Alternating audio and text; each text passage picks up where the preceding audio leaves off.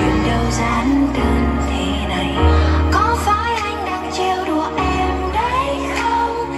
Thà thính khiến bao nhiêu cô cùng rung động. Chỉ muốn em say anh vậy thôi đúng không? Sự thật đây nhiều khi làm anh sẽ mất lòng. Đừng cứ im lặng rồi đi anh ơi, tình em chẳng như trò chơi mà anh đến đây là lời. Vì chính em sẽ làm anh chơi vơi trò chơi hết rồi, trò chơi hết rồi. Thế đi gieo tương tư giờ thành thế đi ôm tương tư, ngược lại, ngược lại.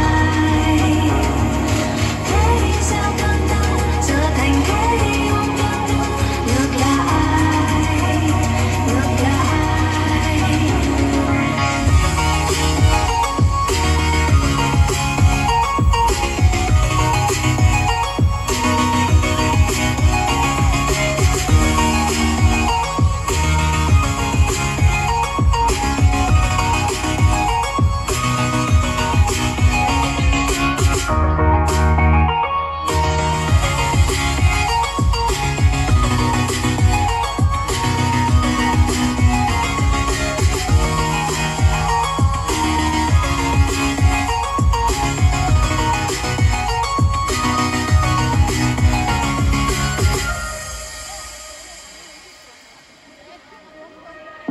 Anh lúc nào cũng kêu sai,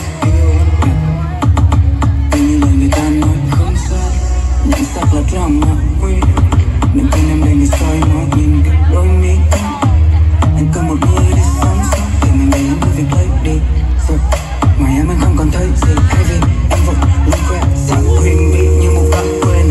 Tiếp cận được em cả một bạn trên áo nóc em mời đừng tự quá ngân.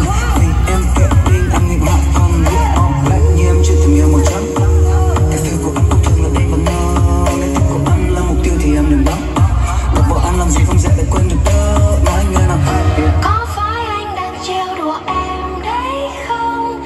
Thà thính khiến bao nhiêu cô cùng rung động.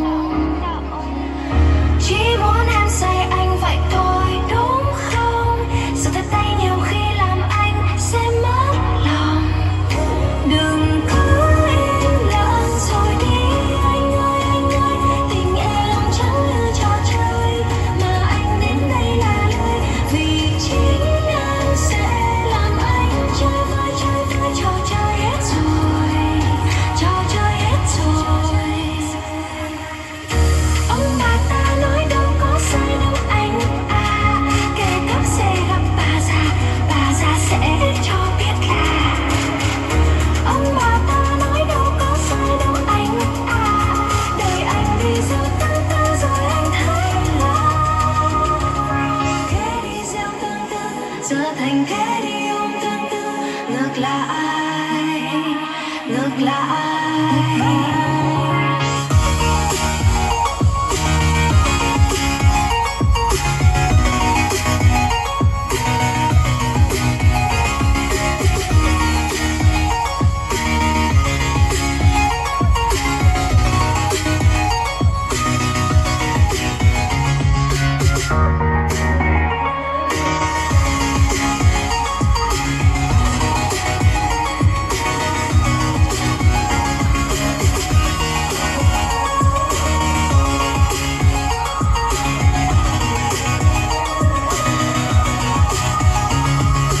Thế đi gieo tương tư giờ thành thế đi ôm tương tư, ngược lại, ngược lại.